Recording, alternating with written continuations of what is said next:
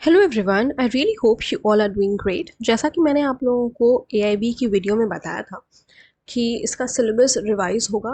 तो जो revise syllabus है आपके ऑल इंडिया बार एग्जामिनेशन का वो अपडेट हो गया है, गेस कल आया है।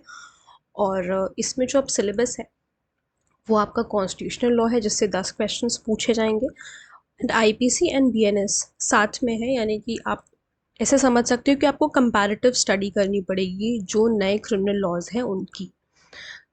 जैसा कि मैंने आप लोगों को कई वीडियोस में अपनी बताया है, not specifically the AIB video, but मैंने कोशिश यही करी कि हर वीडियो में आपको कन्वे करने की कि आप कंपैरेटिव स्टडी अपनी जारी रखिए, क्योंकि बहुत संभावना थी और देखिए वैसा ही हुआ कि आपको कंपैरेटिवली पूछी जाएंगी अब चीज़ें, और दोनों को साथ में देने का मतलब ही यही है कि आप कंपैरेटिवली जो है दोनों आपके लॉज पूछे जाएंगे। तो इस वजह से आपको आईपीसी और बीएनएस पढ़ना है, जिसमें से 8 क्वेश्चंस होंगे, सीआरपीसी एंड बीएनएसएस भारतीय नागरिक सुरक्षा संहिता जिसमें से 10 क्वेश्चंस होंगे, सीपीसी एविडेंस एक्ट एंड भारतीय साक्ष्य अधिनियम। बाकी सारा पूरा सिलेबस जैसे था पहले वैसे ही है, बस इन 3 नए क्रिमिनल लॉज को साथ में ऐड कर दिया गया है पुराने क्रिमिनल लॉज से। यानी कि किसी को भी रिप्लेस नहीं किया गया यहाँ पर।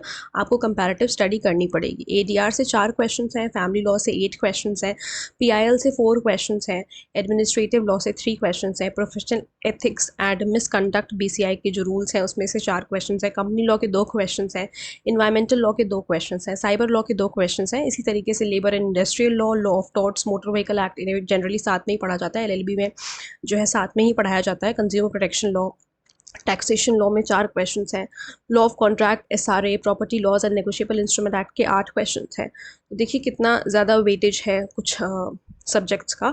लैंड एक्विजिशन एक्ट के 2 क्वेश्चंस हैं एंड इंटेलेक्चुअल प्रॉपर्टी लॉ के आपके 2 क्वेश्चंस हैं। तो ये इस तरीके से आपका सिलेबस डिवाइडेड है। आप आसानी से कहीं पर भी आप गूगल पे सर्च करके देख सकते हैं, अवेलेबल है हर जगह रिवाइज सिलेबस। और अब वहाँ से स्क्रीनशॉट लेके पीडीएफ मिल जाए तो और अच्छी बात है, मुझे नहीं मिली। और अगर पीडीएफ मिल जाए तो और अच्छी बात है, आप उसको सेव कर सकते हैं, नहीं तो आप स्क्रीनशॉट लेकर के अपनी तैयारी शुरू कर सकते हैं।